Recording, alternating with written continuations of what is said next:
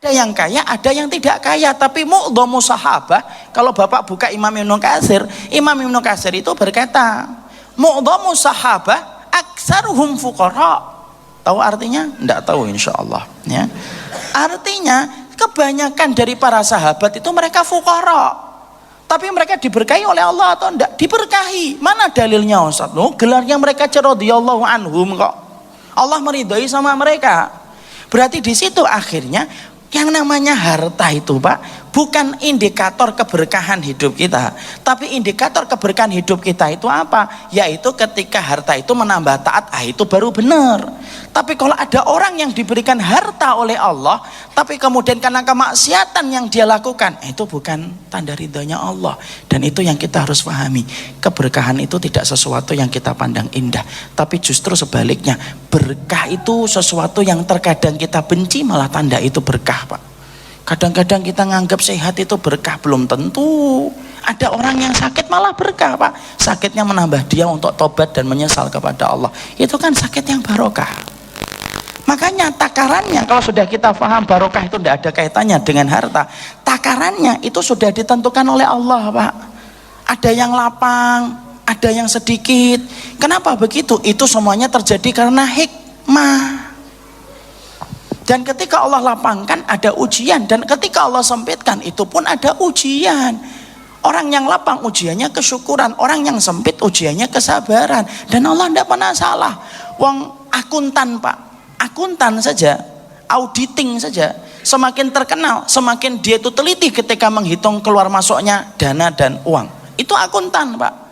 Semakin ada akuntan publik yang terkenal dan terpercaya, semakin minim kesalahannya Pak. Rasio kesalahannya itu berapa, 0, berapa persen. Itu akuntan dan auditing Pak. Loh, kalau akuntan dan auditing tidak pernah salah, apalagi Allah. Makanya kita harus pahami hikmahnya. Takarannya sudah ada. Ada orang yang memang dimudahkan untuk kaya, ada orang yang dimudahkan untuk miskin, dan semuanya itu terjadi karena hikmah yang Allah berikan. Dan Allah tidak pernah mendolimi kehidupan manusia. Ada nggak Ustadz teman? Ada nggak di antara manusia yang dimudahkan untuk kaya? Ada. Ada pula orang yang dimudahkan untuk miskin. Dan kita tidak bisa menentukan Pak. Sebelum lahir, ya Allah saya milih nanti kalau hidup kaya ya Allah ya, jangan lupa ya. Nggak bisa Pak. Makanya itulah poin yang pertama ketika kita supaya tidak sampai, yaitu kemudian kita tidak sampai mabuk kepayang dengan harta. Dan Allah putuskan takaran itu dengan tepat, dan tidak perlu khawatir. Ustadz, emang ada sahabat, ada orang yang gagal miskin? Ada orang yang gagal kaya. Dan itu takarnya kembali sama Allah. Contohnya Ustadz, sahabat yang gagal miskin, ada Pak, namanya siapa? Abdurrahman bin Auf. Bapak tahu Abdurrahman bin Auf ketika meninggal dunia, buka di dalam sirah itu, Imam Ibnu Katsir itu menceritakan tentang Abdurrahman bin Auf. Ketika beliau itu meninggal dunia, istrinya itu satu wanita, satu istrinya itu mendapatkan 100.000 dinar. Nah, tidak usah buka kalkulator Pak, kalkulator Bapak tidak nampung itu nolnya. Itu satu Pak, istrinya berapa? Emang kayak Bapak, 4 istrinya. Sama juga dengan saya. Sama Pak, sepenanggungan senasib kita. Maka kemudian satu berarti kemudian 400.000 Pak dinar, itu baru istrinya 1/8. Lah anak-anaknya, oh jangan tanya Pak. Dan itu hartanya Abdurrahman bin Auf, padahal sudah diinfakkan banyak betul itu. Separuh di hartanya itu sudah kemudian diinfakkan oleh Abdurrahman bin Auf. Makanya Abdurrahman bin Auf itu gagal miskin. Makanya pernah kan ada satu kejadian kisah nyata, Abdurrahman bin Auf itu ketika kemudian beliau mendapati dia berjalan merangkak ketika masuk surga, dia khawatir terhadap hartanya itu, gara-gara itu kemudian tidak bisa mendapatkan surga ketika harus merangkak. Akhirnya apa Pak? Dia berdoa, ya Allah kalau memang harta ini menghalangi saya masuk surga, miskinkan saya. Insya Allah ini doa yang tidak mungkin diucapkan bapak-bapak. Tahu kan? Berarti ketawa Anda setuju. Kemudian Abdurrahman bin Auf itu mendapatkan celah Pak. Apa? Ada tetangganya jualan korma busuk. Loh, jualan korma busuk. Lalu kemudian ketika jualan korma busuk itu akhirnya apa? Dibeli sama Abdurrahman bin Auf. Orang itu berkata, ya Abdurrahman, kamu membeli korma busuk? Iya. Kenapa? Tidak apa-apa, ini pasti ada kebaikannya. Padahal hatinya Abdurrahman bin Auf itu kenapa membeli kurma itu mau busuk itu? Karena dia menyangka kalau sudah busuk akhirnya kemudian berair, tidak bisa dipakai, dibuang. Saya jatuh miskin. Dan itu yang saya harapkan. Loh sudah Pak, diborong itu dengan semua hartanya kurma busuk itu. Loh baru menikmati prosesnya. Insya Allah sebentar lagi saya akan miskin. Ini betul Pak, baca sirahnya. Tiba-tiba Pak, kemudian tiba-tiba datang itu utusan dari negeri Yaman. Ada rajanya sakit Pak. Dan di Yaman itu ada sebuah obat, racikannya itu memerlukan kurma busuk. Minta izin diumumkan di kota Madinah Pak. Siapa yang punya kurma busuk sifatnya ini akan dibeli oleh raja kami dengan harga yang sangat mahal. Loh orang langsung bersuara, tidak ada yang punya kurma ini kecuali Abdurrahman bin Auf Pak. Dibeli 10 kali lipat Pak. Coba Pak,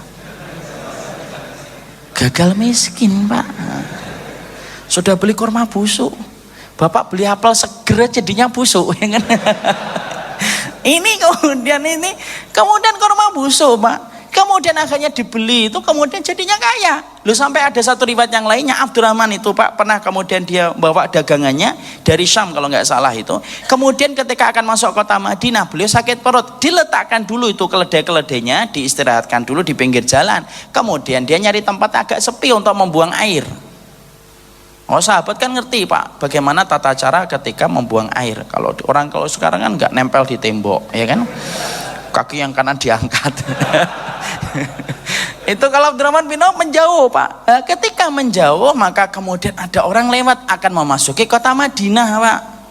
Dan ketika akan memasuki kota Madinah, loh ini dia paham, ini kuda-kudanya Abdurrahman bin Auf. Kok bisa Ustaz ya, kayak bapak ngenali mobil ini miliknya fulan itu sama kayak gitu. Dia tahu ini miliknya Abdurrahman bin Auf. Loh, di situ ada barang Pak. Lah barang itu ternyata dia butuhkan. Dia teriak-teriak, "Hei Abdurrahman bin Auf, uridu syira'u hadhil bisalah atau hadhil bid'ah. Saya ingin membeli barang ini. Berapa harganya?" Abdurrahman bin Auf Pak lagi buang air besar, buang air dia.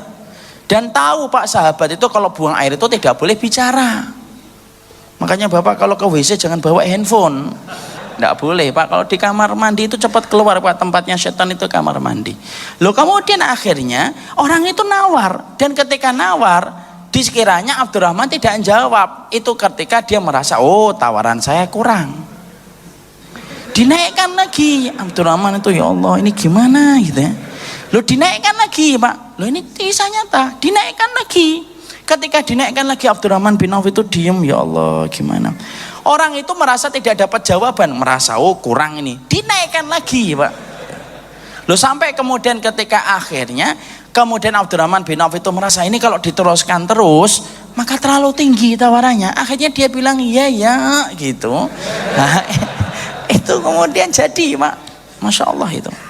Ada orang yang semacam itu. Makanya Nabi itu berkata, Anas, manusia itu terhadap harta itu ada 4. Muwasaun lahu fid dunya, muwasaun lahu fi akhiratihi. Muwasaun lahu fid dunya, mafturun lahu fi akhiratihi. Mafturun lahu fi dunya, muwasaun lahu fi akhiratihi. Mafturun lahu fid dunya, mafturun lahu fi akhiratihi. Makanya Nabi kan pernah sanjang. Apa yang disanjangkan oleh Kanjeng Rasulullah SAW? Rasulullah sanjang, manusia terhadap harta itu terbagi 4. Ada yang lapang dunianya, lapang akhiratnya. Ya kayak Abdurrahman bin Auf Pak. Ada yang lapang dunianya, sempit akhiratnya Pak. Nah itu yang kita jumpai tadi, bermaksiat tapi hartanya banyak. Ada yang ketiga kata Rasulullah, yaitu adalah sempit dunianya, lapang akhiratnya Pak. Miskin tapi akhiratnya bagus Pak. Dan yang keempat, nah ini yang paling bahaya, miskin dunia, miskin akhirat. Kalau kata orang Betawi, sudah miskin belagu. Nah ini. Lah di situ akhirnya kita dapetin Pak, yang pertama sama yang ketiga. Ada orang yang dilapangkan kayak Abdurrahman bin Auf, tapi ada yang dimiskinkan.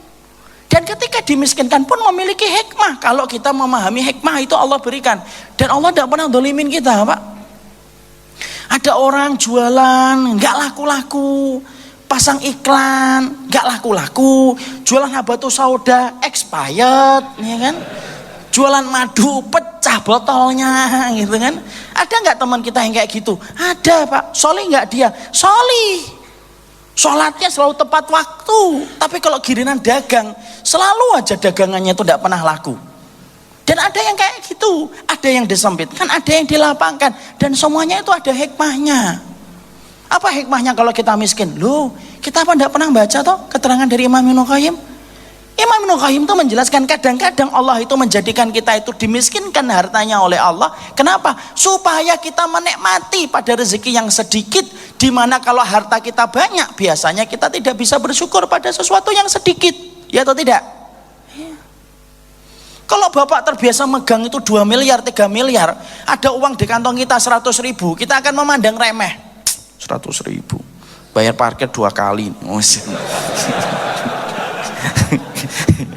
Ini kalau ada kayak gitu, masya Allah, jamaah seliman itu. Maka kemudian dia tidak akan bersyukur, Pak. Kenapa? Dia akan bersyukur kalau hitungannya itu sudah 200-300 juta. Kenapa? Terbiasa membawa banyak, Pak. Tapi kalau kemudian kita jarang bawa uang 1 miliar, lah mending 1 miliar, Pak. 10 juta aja enggak pernah. Lo dapat uang 10.000 aja bisa bersyukur, Pak. Orang kalau terbiasa makan ayam, makan daging, maka kemudian dia tidak bisa menikmati lagi. Justru yang dicari apa? Yang dicari malah yang lainnya. Orang kalau terbiasa makan telur, akhirnya kemudian dia tidak bisa menikmati telur itu. Allah itu kalau bagi orang mukmin, kenapa Allah jadikan ada orang mukmin tidak dimudahkan dia mencari harta? Itu di situ ada hikmah bahwasanya Allah ingin supaya dia bersyukur terhadap sedikit harta. Ketika harta itu kemudian bisa memuaskan kenikmatan dalam hidupnya, ketika harta itu banyak malah tidak bisa memuaskan bagaimana dalam hidupnya itu. Jadi kalau kadang-kadang kita miskin itu apa? Supaya Allah itu melihat kamu dapat 5.000 aja syukur. Dan itu ada yang dimiskinkan semacam itu, Pak. Kita apa tidak rindu, Pak, saat-saat mungkin tidak punya apa-apa gitu. Lihat bapak orang tua kita makan pohong pisang nikmat, Pak. Kalau coba sekarang, Pak, makan daging sampai bosan, belenger gitu. Ayam itu kita ini sebenarnya sebagian dari kita sudah bosan gitu. Sampai ayam itu dibuat namanya itu macam-macam gitu. Ayam kremes, ayam keletak. Karena orang itu sudah mulai bosan dengan ayam, Pak. Karena kemudian Allah itu pingin supaya ketika ada yang dimiskinkan oleh Allah, di situ Allah itu pingin supaya dia itu bersyukur terhadap sedikitnya harta. Kenapa? Salah satu definisi ketakwaan itu bersyukur terhadap sedikitnya harta. Makanya di situ kita paham, Allah lapangkan, Allah sedikitkan, dan itu semuanya punya hikmah. Saya punya kisah, Pak, nyata. Ya, ini saya dapatkan sekitar 4 tahun yang lalu atau 3 tahun yang lalu. Saya pernah, Pak, ngelewatin Jogja saat itu ketika wisata, kemudian rekreasi sama istri saya. Dari ngajar di Solo, kemudian pengen jalan-jalan ke Jogja. Masya Allah ya, saat itu, Pak, saya mendapati berhenti di lampu merah. Salah satu jalan, saya lupa jalannya itu. Tapi di Jogja saya masih ingat itu. Ada pengamen, Pak, tapi nggak membawa alat musik. Pakai jilbab ibu-ibu. Dia jilbab, kemudian ibu-ibu. Kemudian dia dekat, kemudian dia menepukkan tangannya sambil bernyanyi qasidahan, Pak. Saya ngelihat ibu tua ini harusnya sudah istirahat di rumah, Pak. Maka saya, Masya Allah ya, saya ngasih, Pak. Saya tentunya, maaf ya, mungkin beda dengan ustadz yang lainnya. Kalau saya ada pengamen, sebagian dari pengamen tetap saya kasih, Pak. Walaupun saya memandang musik itu tidak boleh. Kenapa saya tetap kasih? Ada 3 pertimbangan. 1, karena banyak orang ngamen kadang-kadang dia tidak paham hukumnya. Tidak sebagaimana kita, Pak, yang sudah belajar. Yang kedua, kadang-kadang orang ngamen itu pilihan terakhir dari semua pilihan dan tawaran terburuk yang pernah dia dapatkan. Pernah diajak begal, pernah diajak nyopet, pernah diajak kemudian dia melacur, tapi ditinggal semua. Pilihan yang terakhir itu bisa jadi cuma ngamen. Yang ketiga, kita ngasih, Pak, supaya berkah untuk dia dan menjadi sebab hidayah bagi dia di masa mendatang. Ya, itu untuk pribadi saya. Makanya nanti jangan kaget ada pengamen saya kasih, itu pertimbangan saya di situ. Saya lihat ibu itu kemudian ngamen, kemudian ya saya ambilkan. Maaf ya, saya cerita nominalnya, Pak, bukan cerita untuk memperlihatkan kuantitas harta yang saya bagi, enggak. Ini untuk ngambil faedah. Saya kasih 10.000, Pak. 10.000 4 tahun lalu. Dolar masih berapa, Ustadz? Dolar masih 7.000-an. 45 tahun lalu. Maka ketika saya kasih itu 10.000, Pak, itu dijemput sama ibu tersebut, diambil, dia ngomong, Pak, kebanyakan. Oh enggak bu, itu pas bu, enggak ibu aja. Pak ini kebanyakan pak. Enggak ibu, boten cekap insyaallah. Pak niki kula mboten gadah susu. Loh demi Allah lah saya mboten gadah susu. Enggak apa-apa ibu, ambil aja. Ya Allah pak niki mboten napa-napa. Mboten ibu. Jatuh masya Allah ya, hanya dikasih 10.000 sampai berulang-ulang dan menegaskan benar atau enggak. Saat itu saya pengen turun pak, tapi saya lampu merah ganti lampu hijau pak, harus jalan pak, jalan saya. Kemudian di spion itu sempat saya lihat ibu itu pak, jalan melipir, dicium uang 10.000 itu. Jangan tanya ya hukumnya nyium uang ya, bukan itu.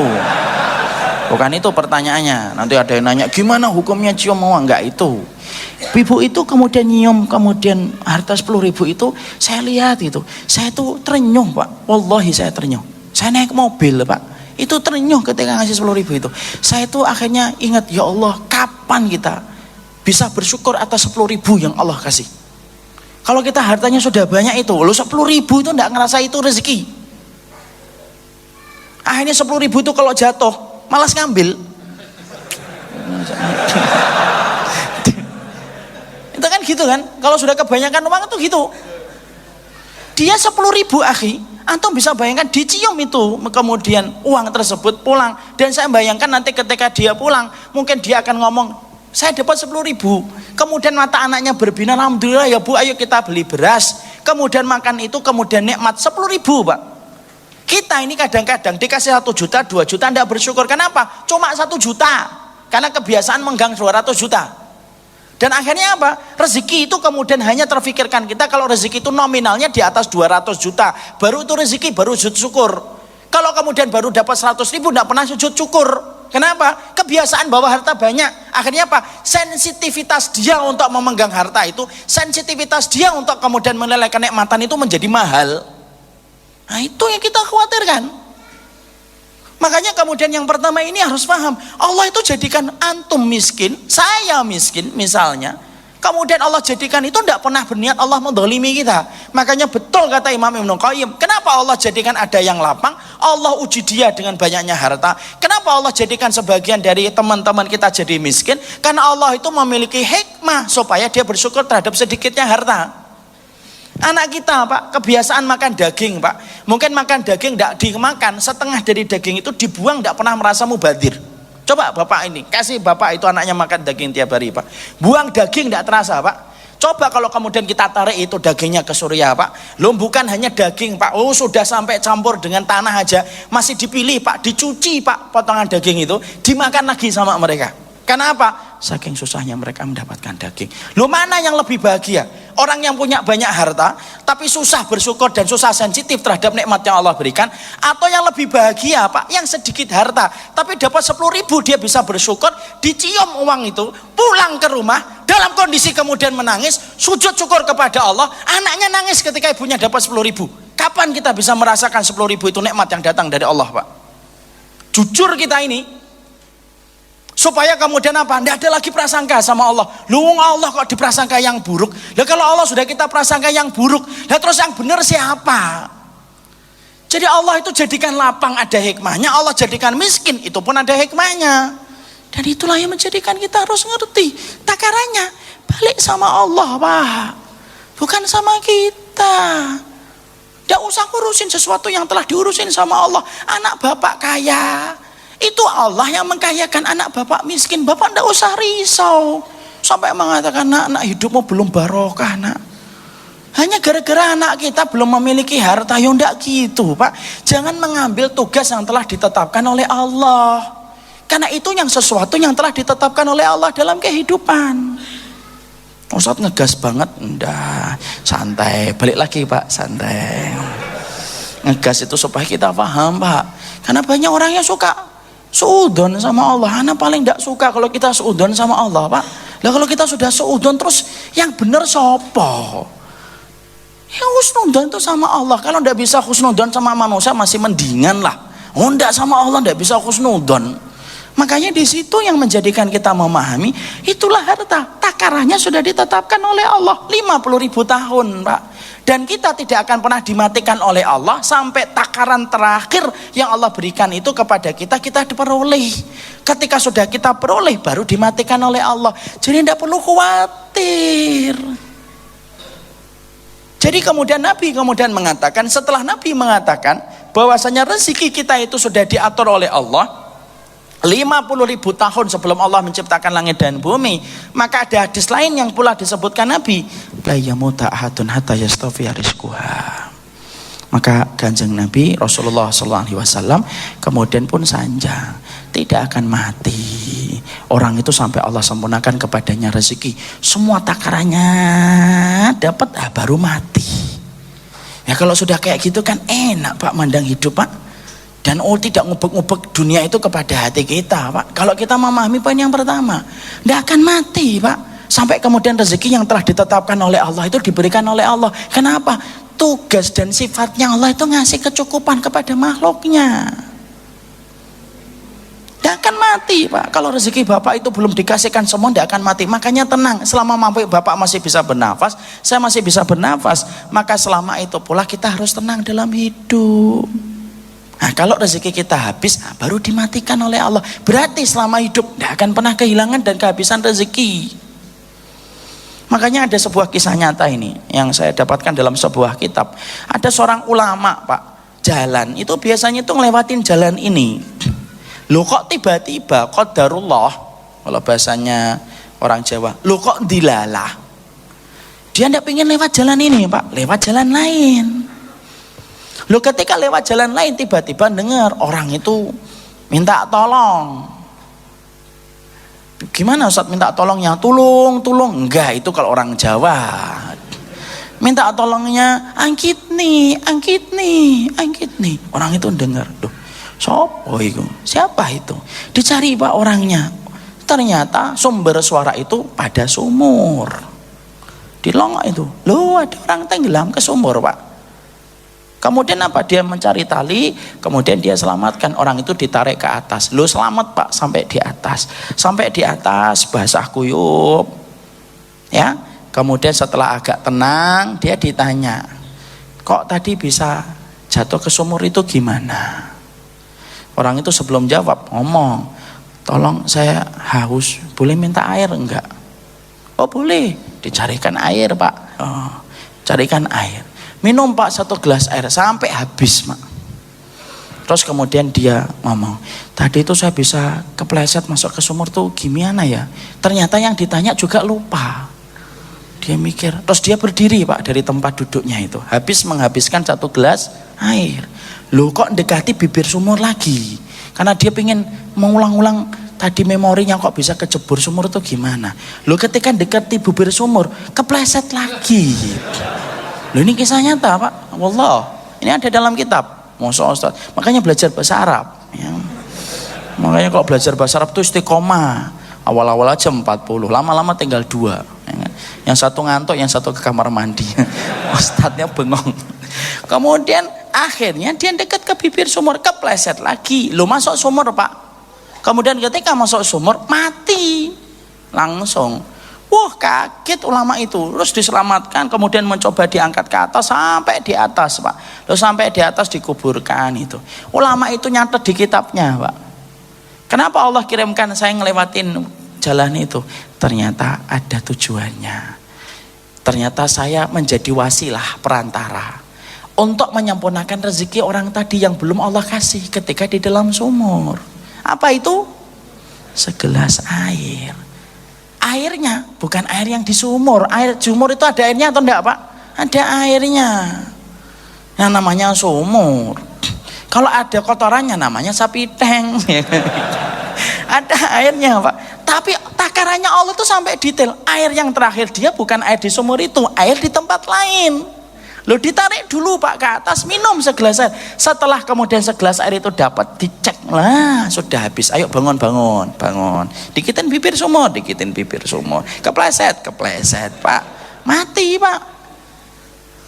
Akhirnya di situ kemudian ulama itu mengatakan Allah itu sudah menentukan takaran rezekinya sampai sedemikian detailnya, itu sampai kita tidak akan dimatikan oleh Allah sampai rezeki yang paling terakhir itu kita peroleh, Pak. Lu sampai takaran gelas airnya pun sudah diatur sama Allah dan tidak akan dimatikan. Anak, antum, kulo, jenengan tidak akan dimatikan oleh Allah sampai takaran yang terakhir, Pak. Walaupun segelas air dikasih dulu sama Allah, nih minum dulu nih segelas air. Setelah segelas air itu dia dapatkan baru mati, Pak.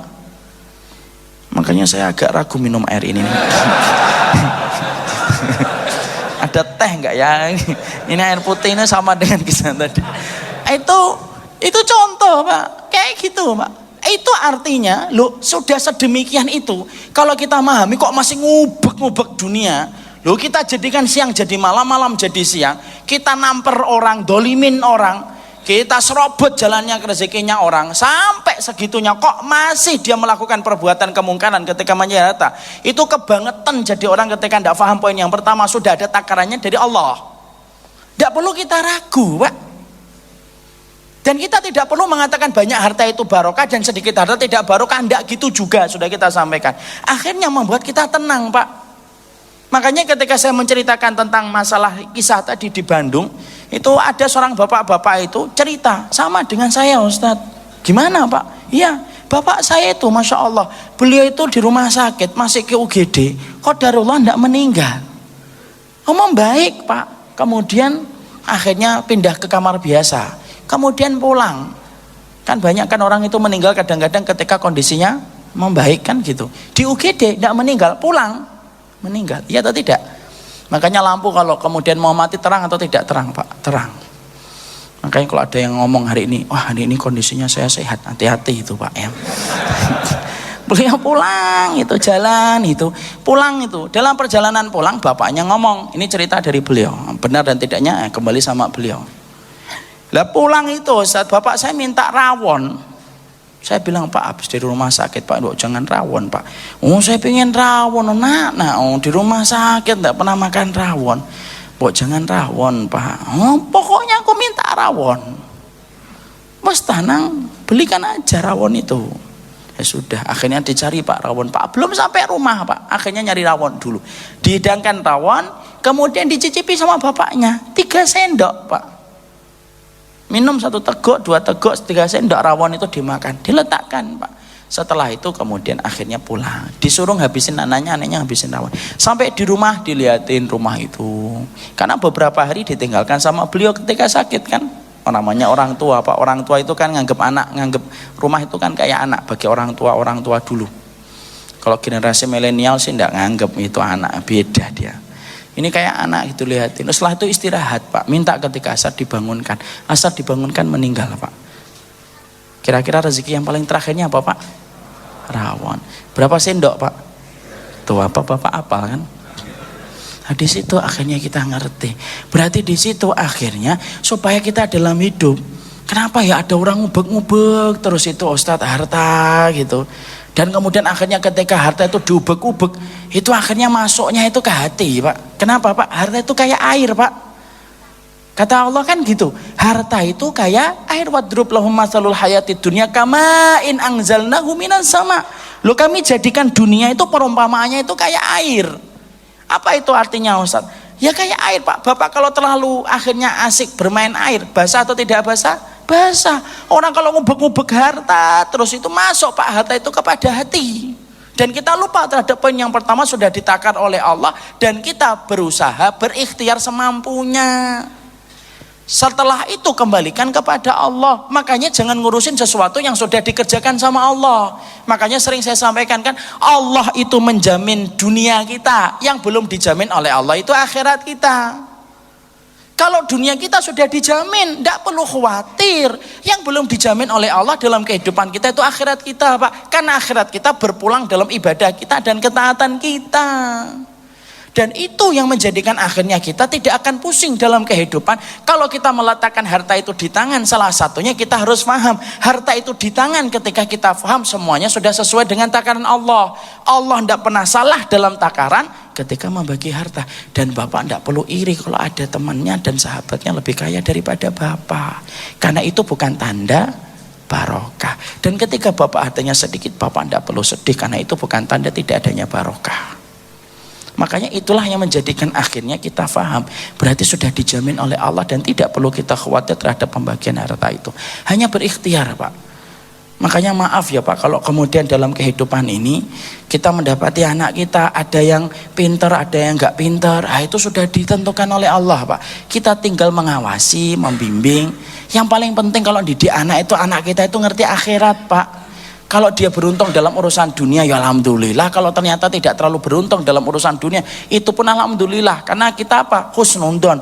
Oh, jangan-jangan anak saya tidak banyak beruntung dalam urusan dunia, karena mungkin kalau anak saya banyak harta itu malah rusak hidupnya, dan akhirnya jadi enak Pak. Dan itu menjadikan kita lapang. Oh, kita ini hamba dari Allah yang maha kaya kok. Ninggalin yang haram itu harusnya gampang kalau sudah ditakar oleh Allah. Makanya ada satu tulisan itu dulu itu yang saya senang, itu ada tulisan orang di pedagang di Timur Tengah, ada itu di Afrika, udah salah maaf, di Afrika itu dia punya gerobak Pak. Gerobaknya itu pakai apa? Kemudian pakai kayu Pak, saking tidak punya ban. Loh, di tulisan gerobaknya itu apa? Kaifa akhafu minal faqr wa ana abdul ghani. Gimana saya takut miskin kalau saya itu hamba dari Zat yang maha kaya. Masya Allah. Padahal gerobaknya jelek, rodanya kayu, buahnya hanya beberapa gelintir. Loh, tulisannya itu menggetarkan hati dan viral ke seluruh dunia Pak, tulisan itu. Saya dapetin itu ketika saya lagi umrah di Madinah itu. Tulisan itu dari teman saya ketika kuliah di Madinah. Kaifa akhafu minal faqr wa ana abdul ghani. Kenapa saya takut miskin kalau saya itu hamba dari Zat yang maha kaya? Akhirnya tenang kan Pak? Tenang Pak, kalau kehidupan kita semacam itu. Karena apa? Semuanya sudah ditanggung oleh Allah dalam urusan dunia.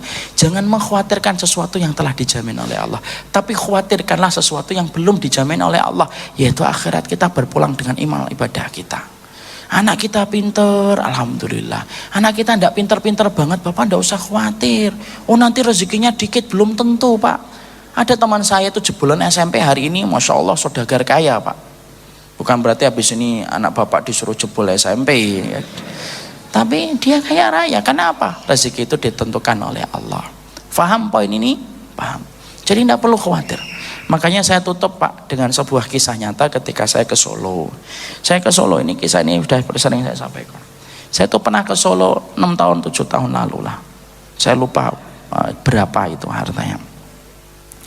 Ketika saat itu saya turun dari bis Pak, saya mendapati di bis itu turun ada preman Pak. Preman itu kecil Pak, berhadapan dengan 2 preman besar. Premannya itu tungkring gitu, kurus itu, tapi preman yang gede ditampar bolak-balik gitu. Diem Pak, dipukul Pak, diem. Saya tuh penasaran itu, Masya Allah ya, preman kecil gitu kok sampai nggak ada yang berani ngelawan. Saya aja masih berani tuh kalau sama yang kecil itu, saya pikir gitu Pak.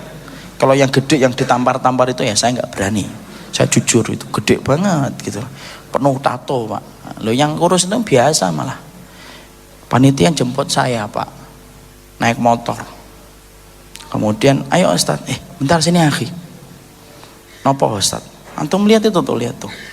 Ada preman kecil itu namperin preman gede. Padahal preman kurus tungkring kayak gitu, cungkring. Kemudian panitianya itu ngomong, ayo Ustaz sudah nggak usah dilihat Ustaz. Loh, saya pengen tahu. Dia Ustaz nanti saya ceritakan ketika naik motor. Ya sudah, saya ngeliatin itu Pak, Masya Allah ini pemandangan yang sungguh sangat aneh, tapi nyata. Naik motor saya, kemudian ternyata ikhwan panitia itu ngomong, Ustaz tahu nggak preman 2 dan preman yang kurus tadi? Preman kurus itu tadi itu Ustaz, itu anaknya preman senior di Tito Nadi. Ada preman senior di sini yang sudah betul-betul ditakuti. Nah, tadi yang kurus tadi anaknya. Preman yang gede 2 itu anak buahnya dari bapaknya, Ustaz. Jadi akhirnya dipukulin berkali-kali pun tidak akan pernah bales. Kenapa? Karena pasti takut kepada bapaknya. Loh, saya mikir gitu ya dalam perjalanan itu. Loh, kalau ada preman kurus Pak, bapaknya preman, oh dia itu mantep Pak, nampar orang Pak, dan tidak takut Pak. Hanya karena bapaknya preman itu dia petantang petenteng Pak di Tito Nadi Pak. Dan namperin orang, tidak ada yang berani nampar dia balik Pak. Hanya karena bapaknya preman senior di Tito Nadi. Loh, kita ini bersandar sama Allah, kok kemudian kita masih khawatir terhadap rezeki? Loh, kamu ini kalah sama preman ketika yakin sama bapaknya. Ya atau tidak? Nggih ta mboten? Nah itu. Makanya inilah yang menjadikan akhirnya kita memahami, disitulah poin yang pertama, Allah sudah menetapkan takdirnya. Yang kedua, nah kita pelajari. Yang kedua, ketika kita sudah meyakini bahwasanya catatan rezeki itu sudah ditanggung oleh Allah dan lain sebagainya, maka penting bagi kita bahwasanya ketika kita melakukan ataupun ketika kita zuhud pada harta yang kita miliki, maka itulah yang menjadikan hati kita bahagia.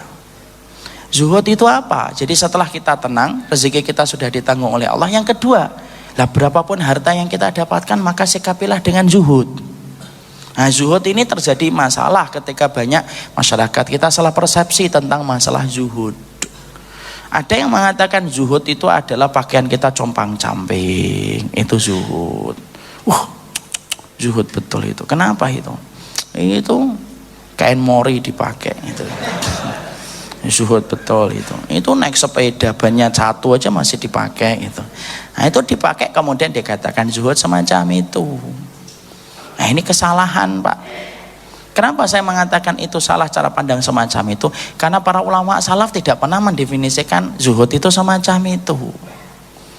Kita kembalikan kepada apa yang didefinisikan oleh Hasan Al-Basri. Hasan Al-Basri itu siapa? Sesepuh kita, Pak, dari kalangan tabi'in. Orang yang telah dijamin kemurnian agamanya itu sahabat, tabi'in, dan tabi'ut tabi'in.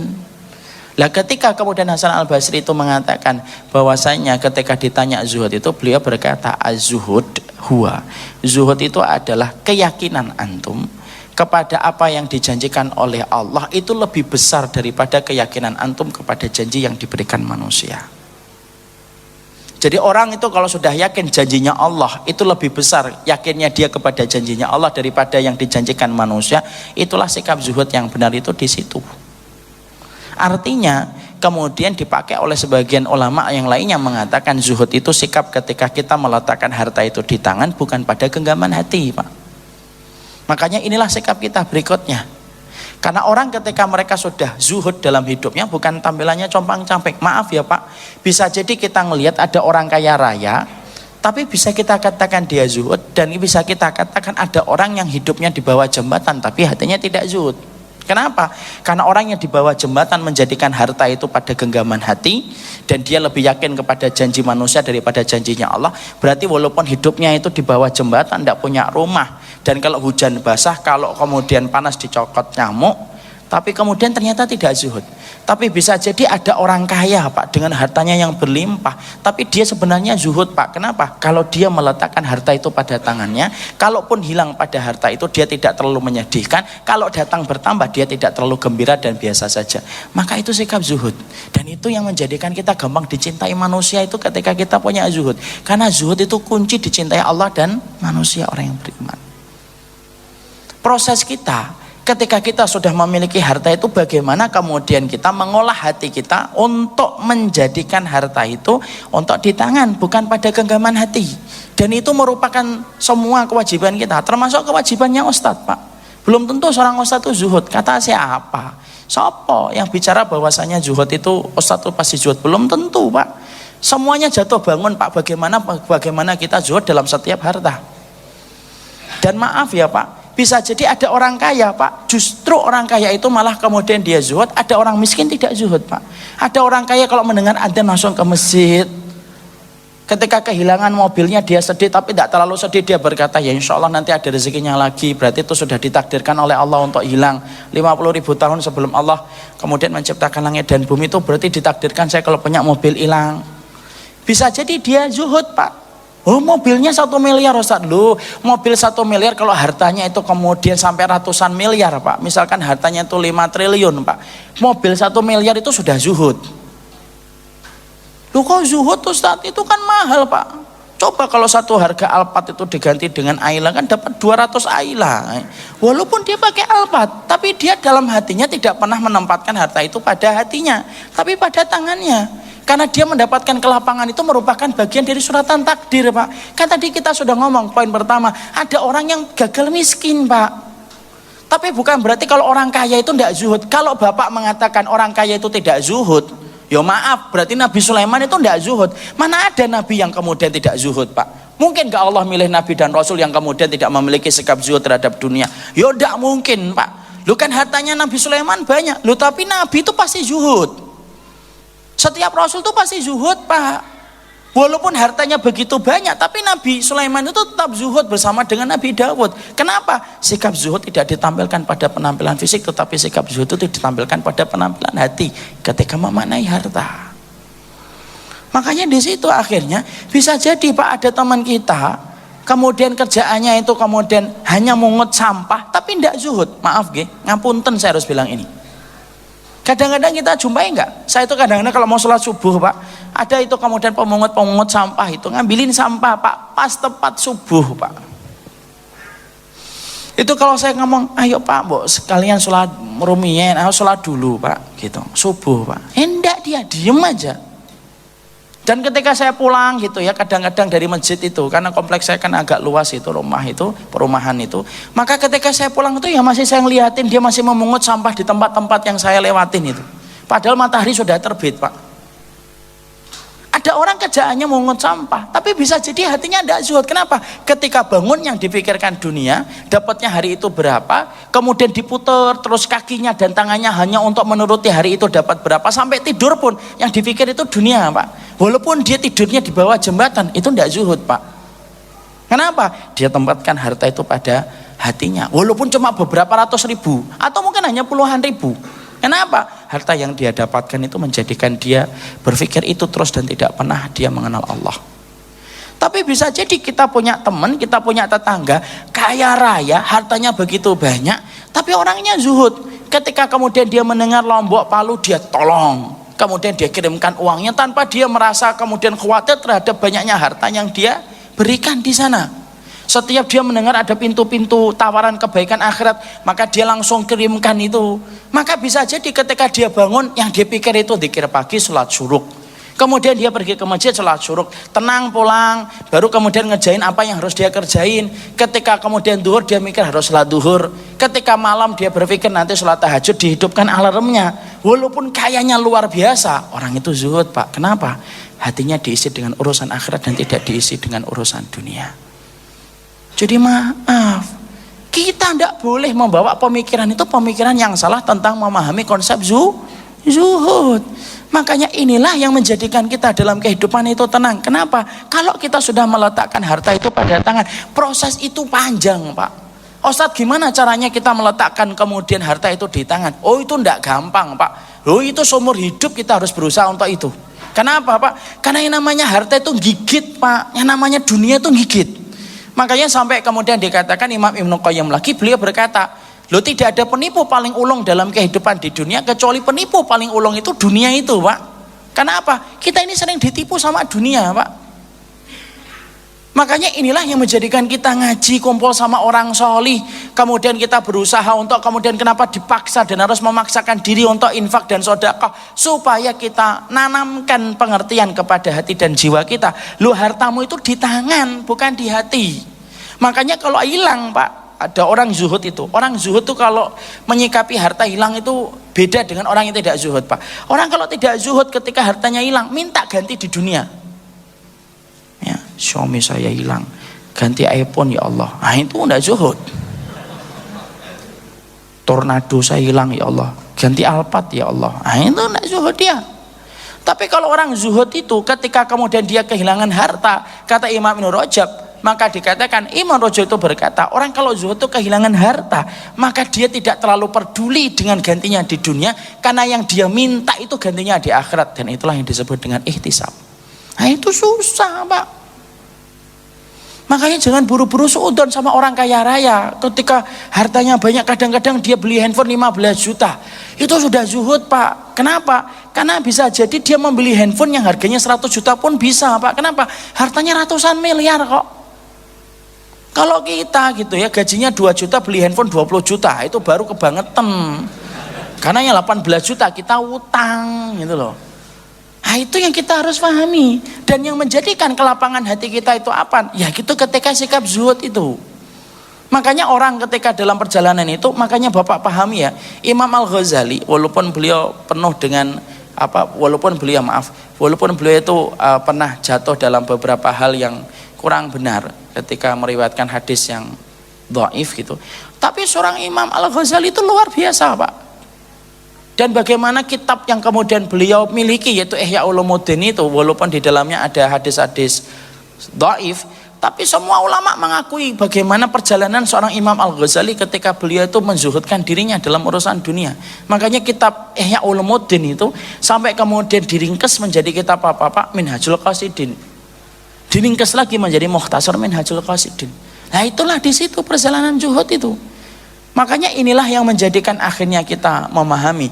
Berarti ketika kita berinteraksi pada harta, jangan letakkan harta itu menguasai harta kita, menguasai hati kita. Makanya biasakan, Pak, kalau tiba-tiba ada yang bermasalah dalam urusan kehidupan kita, kita pisah dulu. Ini urusan dunia atau akhirat? Urusan dunia dibuat ringan. Nah, itu sikap zuhud. Tiba-tiba mobil kita sudah betul-betul diem, tiba-tiba ditabrak brek gitu. Padahal kita tidak salah. Turun kita, waduh bagian belakang rusak. Yang nabrak orang tidak punya, Pak, kelihatan gitu motornya gitu. Baru nabrak mobil kita, bannya 2 lepas, Pak, gitu kan. Dia ngomong, maaf ya Pak, maaf saya tidak punya uang. Kita pengennya marah, kalau memang kayak gitu Bu, hati-hati Pak. Iya Pak, saya sudah hati-hati tapi remnya ketinggalan di rumah misalnya. Maka kemudian kalau kita mendapati kayak gitu, sudah lihat mobil gitu, ya Allah, ya sudahlah, urusan dunia ringan, Pak. Anak kita ternyata kemudian belum diterima di kerjaan apa yang dia inginkan di tempat-tempat profit gitu. Itu ternyata tidak diterima, Bi. Ya sudah, dunia dibuat santai. Karena dengan perkara itulah beban kita itu hilang, Pak. Itulah yang dimaksudkan oleh Allah, wa wada'na angka wizrak. Itu di situ, Pak. Karena beban yang paling berat itu beban dunia. Makanya kenapa para ulama dulu sering berkata, interaksi paling mulia ketika menyikapi harta itu pada sikap zuhud itu. Itu benar, Pak. Dan itulah yang menjadikan akhirnya kita ngerti kalau kemudian kita sudah tidak terlalu menempatkan dunia itu menjadi yaitu obsesi terbesar dalam kehidupan kita, ringan, Pak. Hidup kita itu dalam kebaikan itu jadinya ringan, Pak. Ini wallah ya, saya pernah naik Gojek, Pak. Ada orang tua itu yang sudah umurnya mungkin 60-an. Ini 59 atau 58, 60-an lah mungkin. Lo naik Gojek sama saya ketika saya terjebak macet ketika akan ngajar di salah satu masjid di Jakarta Pusat. Turun saya dari mobil, kemudian ada ikhwan yang nyetirin, saya perintahkan nanti nyusul aja ke masjid. Turun naik Gojek, Pak. Orangnya tua, Pak. Gojek awal-awal itu kan pendapatannya besar, Pak. Saya ngobrol-ngobrol, pendapat berapa Pak? Sebulan, Pak, 4 jutaan. Saat itu masih 4 juta itu lumayan. Kalau sekarang kan Gojek banyak, Pak. Gojek lebih banyak daripada yang naik Gojeknya kalau di sarang. Maka kemudian dia bilang, loh saya sering dapetin dong Pak, ada orang itu dapat 8 juta, 9 juta, 10 juta. Iya Pak, kalau mau diturutin terus menerus juga akan dapat Pak segitu Pak. Cuma ya sampai kapan? Coba Pak. Cuma sampai kapan Pak kayak gitu terus Pak? Itu kalau saya turutin gitu ya sampai malam jam 10, jam 11 malam bisa Pak. Itu sebulan saya dapat 8 juta, 9 juta. Tapi saya tidak mau kayak gitu Pak. Saya ya sekedarnya saja. Ada adzan, saya matikan aplikasi saya. Saya duduk, saya sholat, zikir. Ada kajian Pak, ya saya ikutin kajian. Nanti kalau sudah selesai saya hidupkan, baru terima order lagi. Insya Allah. Nanti ada adzan lagi saya berhenti. Kalau saya kemudian lagi puasa sunnah, ya saya kemudian kadang-kadang liburkan. Saya mengandalkan rezeki saya kemarin untuk nyukupin hari ini. Masya Allah Pak. Itu sampai ketika dia ngantar saya di masjid, dia baru tahu kalau saya ngajar di masjid. Itu betul-betul dia buktikan Pak. Saya ngajar, dia ternyata tidak melanjutin Gojeknya Pak. Duduk Pak di antara orang itu. Kemudian ikut ngaji Pak. Sampai 2 jam ngaji dia. Setelah ngaji kemudian dia deketin saya, ngembalikan uang tadi. Kemudian dia minta handphone saya bilang enggak usah Pak, enggak lah Pak Ustadz, enggak, pakai aja Pak. Itu namanya Pak, tenang dalam hidup, bersahaja ketika nyari dunia. Coba kalau kemudian kita ngobrol, ada enggak orang yang kekayaannya lebih banyak daripada beliau, tapi justru kemudian hidupnya enggak tenang? Oh banyak Pak. Orang itu sudah punya gaji 30 juta, 40 juta, terus saja pagi bangun tuh yang dipikirkan bisnis, meeting. Makanya mobilnya kesenggol dikit marah-marah, mencak-mencak sampai bisa pukul-pukulan. Karena sudah capek ya Pak. Orang yang paling capek itu kalau mikir dunia Pak. Tapi orang yang paling enggak capek itu kalau mikir akhirat. Makanya akhirnya ketika dia jalan itu, kemudian apa capek gitu, sudah 30 juta 40 juta, sudah sebanyak itu, kadang-kadang 10 hari yang terakhir aja itu masih dipakai untuk nyari duit loh Pak. 10 hari yang terakhir di bulan Ramadan sudah nyari setahun, Allah minta 10 hari yang terakhir sudah selesai, masuk ke masjid, lo masih dijadikan 10 hari yang terakhir itu masih dipakai untuk nyari dunia. Ya enggak cukup itu Pak, ya enggak? Kemudian rumahnya masih nyicil 15 tahun, mobilnya masih nyicil 23 tahun. Jadi kalau kemudian buka mata nutup mata tuh kredit aja yang dipikir, padahal kerjanya sudah 20-30 juta Pak. Kenapa dia dalam hidup keresahan semacam itu? Ya maaf, sebagaimana kata para ulama, orang kalau kemudian yang difikirkan dunia ketika dia bangun dan ketika tidur, kalau ketika baru membuka mata yang kita fikirkan dunia, kekalutan tiada parah, kepayahan tiada henti, dan kemudian kegilaan tiada pernah kemudian terakhir, tidak pernah berakhir. Kan gitu akhirnya Pak. Coba lihat Bapak ojek tadi. Saya tanya, beliau bukan tukang pondok, bukan anak santri pondok, bukan orang ustadz, bukan orang yang tampaknya kemudian dari Madinah, enggak Pak, cuma tamatan kemudian MTS, dia bersahaja, motornya pun biasa Pak, tapi menikmati hidupnya itu kerasa, sore pulang Pak, ketemu lagi dengan keluarganya, berkumpul maghrib, sholat, kemudian ke masjid katanya, isya pulang ngobrol dengan istrinya, kemudian istirahat Pak. Coba Pak, kita ini Masya Allah berangkat sebelum matahari terbit, lo pulang matahari sudah tenggelam setenggelam-tenggelamnya, ini baru pulang kita. Loh, tapi kemudian akhirnya ya tidak pernah cukup. Kenapa? Yang hilang itu berkahnya Pak, kalau kemudian zuhud itu sudah tidak ada. Makanya maaf ya Pak, kuantitas harta hari ini itu lebih banyak daripada kuantitas harta orang tua kita Pak, tapi ternyata keberkahannya itu lebih banyak orang tua kita Pak. Kenapa? Yang menjadikan Allah ngasih berkah itu sikap zuhudnya manusia. Makanya sampai Hasan Al-Basri melanjutkan kembali, yang menurunkan berkah dalam hidup itu sikap zuhudmu. Ketika kamu sudah menjadikan harta itu di tangan dan tidak menjadikan harta itu dalam genggaman hati, berkahnya itu turun. Makanya kita jumpai kan, Masya Allah itu, orang tua kita dulu Pak, anaknya berapa? Anaknya 6, anaknya 7, anaknya 10, sekolah semua Pak. Tapi kemudian berangkatnya jam berapa? Jam 8 pergi, sholat subuh masih tepat waktu, masih bisa dzikir, masih bisa ngopi, ngeteh. Yang di sini tidak ada teh, tidak ada kopi gitu. Misal, contoh bercanda. Kemudian ternyata masih bisa ngopi, ngeteh, ngobrol sama istrinya, kemudian pergi jam 3 pulang sholat asar Pak. Lihat mbah-mbah kita dulu Pak. Lu anaknya berapa Pak? 10, 11. Lu rumahnya gede Pak, cukup Pak. Mungkin tidak punya mobil tapi punya sawah, mungkin tidak punya motor tapi punya ontel, ya tapi tenang Pak hidupnya. Loh, anak-anaknya kecukupan Pak. Kita hari ini, wow Masya Allah, anaknya kita cuma 2, perginya subuh sudah kemudian tidak sholat subuh di masjid karena buru-buru ngelihat jam, pulangnya itu kemudian sudah maghrib sudah lewat. Ketika pulang maghrib itu terjebak kemudian macet di dalam kota, ketika kemudian di dalam tol gitu. Lu pulang anak cuma 2 Pak, itu pun kemudian rumahnya masih kemudian nyicil, mobilnya masih nyicil, handphonenya masih nyicil Pak. Lu sampai kutangnya aja mungkin masih nyicil. Lu yang hilang itu mana? Padahal kuantitas jabatan gajinya dia mungkin 10 juta Pak. Orang tuanya dulu mungkin 2 juta, cuma 1,5 juta. Ya cukup Pak. Kenapa? Itu dijawab sama Hasan Al-Basri. Sikap zuhud itu menurunkan barokah Pak. Barokah itu yang menjadikan cukup Pak. Karena yang menjadikan cukup itu apa? Allah berikan pertolongan. Itulah yang menjadikan kita cukup Pak. Jangan pernah mengatakan cukup itu menurut definisi takaran. Oh enggak bisa Pak. Cukupnya orang Sleman 2 juta per bulan. Orang Bekasi enggak cukup Pak, 2 juta per bulan Pak. Makanya kalau kemudian kita, ya Allah, yang kita minta sama Allah itu kata Nabi itu apa? Yaitu adalah harta yang baik, harta yang barokah. Makanya perhatikan dzikirnya Nabi kalau habis subuh Pak. Apa doanya Nabi kalau habis subuh? Allahumma inni as'aluka ilman nafi'an wa rizqan. Yang disebut Nabi bukan rizqan katsiran, tapi yang disebutkan Nabi apa? Rizqan thayyiban. Artinya apa Ustaz? Buka Syarahnya para ulama. Lah para ulama salah satunya itu menyampaikan, yaitu Ibnu Abdul Bar itu menyampaikan, thayyiban itu artinya segala yang kamu perlukan itu dicukupi sama Allah. Makanya kan orang itu sering berkatakan motivator, Allah tidak pernah ngasih apa yang kamu minta, tapi Allah ngasih apa yang kamu butuhkan. Nah itu dari rizqan thayyiban itu. Wa amalan mutaqabbala. Makanya kalau kemudian kita merasa kok harta kita tidak cukup Pak, kemudian padahal kita sudah menggenggam banyak gaji, maka yang diperhatikan sikap zuhudmu itu loh.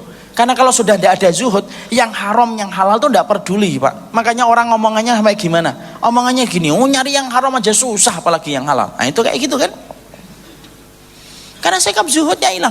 Padahal yang menghilangkan keberkahan itu dosanya, maksiatnya, tidak zuhudnya. Itu hilang Pak. Jadi maaf ya kalau tiba-tiba kita berkata, ini kok kurang ya, diperiksa kembali. Jangan-jangan ada yang haram masuk. Itu yang menjadikan harta itu kurang Pak.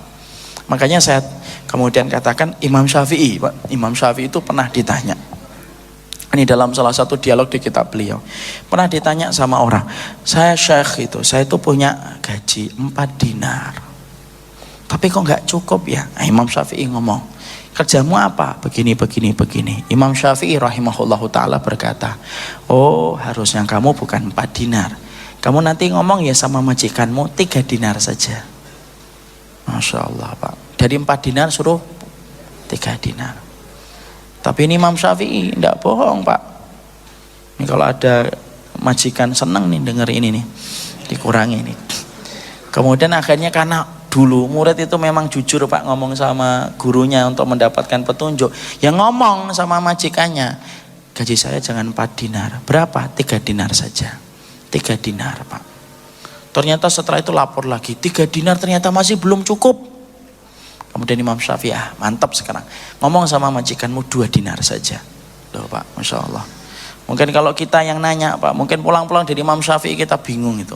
Mungkin nyalah-nyalain Imam Syafi'i. Imam Syafi'i begini, oh 4 dinar tidak cukup malah dikurangi 3 dinar. Oh 3 dinar tidak cukup malah 2 dinar.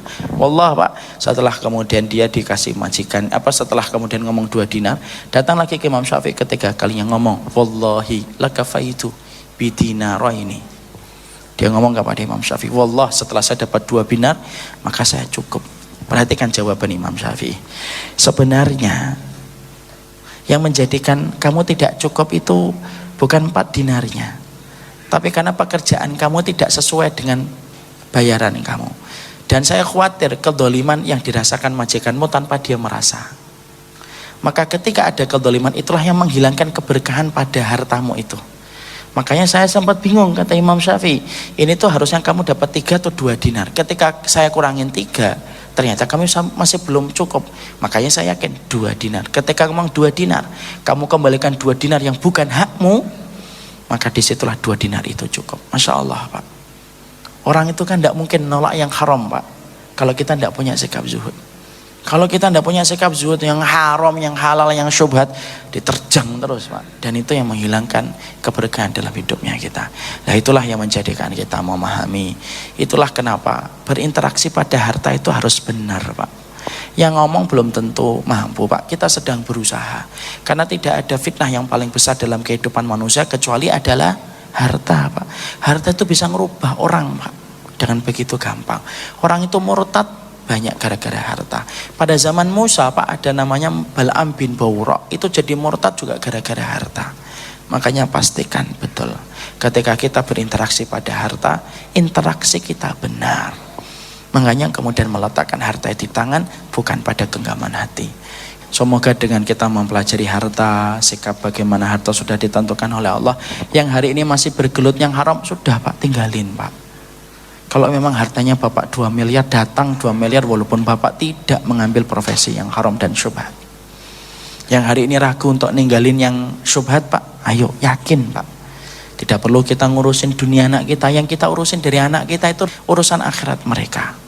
Dan pastikan Pak, kalau saya dan Bapak punya 10 juta kok tidak cukup, periksa sudahkah kita zuhud dalam kehidupan harta yang kita dapatkan. Dan kalau ada yang dimiskinkan oleh Allah, kok hartanya Bapak cuma 1 juta per bulan, itu bukan Allah mendolimi Bapak, tapi kata Imam Ibnu Qayyim, Allah sedikitkan harta supaya kita bisa menikmati syukurnya kita pada yang sedikit. Barakallahu fikum, ini ada apa saya sampaikan. Kelihatannya dari wajahnya bapak-bapak ini sudah paham betul insya Allah. Jadi kita cukupkan kajian kita. Senang sekali ketemu dengan bapak-bapak. Orang yang datang ke kajian itu bukan orang yang nganggur, tapi orang yang mendahulukan akhirat daripada dunia. Orang kan kadang-kadang gitu kan, ayo ngaji, oh, sibuk saya. Loh emang kamu kira yang ngaji itu nganggur gitu? Nah, ini orang sibuk semua, tapi sibuknya lebih mengutamakan akhirat daripada dunia. Semoga kita bertemu di dunia, bertetangga di surga. Ini yang dapat saya sampaikan. Kita tutup dengan kafaratul majlis. Subhanakallahumma wa bihamdika asyhadu an la ilaha illa anta astaghfiruka wa atubu ilaik. Assalamualaikum warahmatullahi wabarakatuh. Waalaikumsalam warahmatullahi wabarakatuh.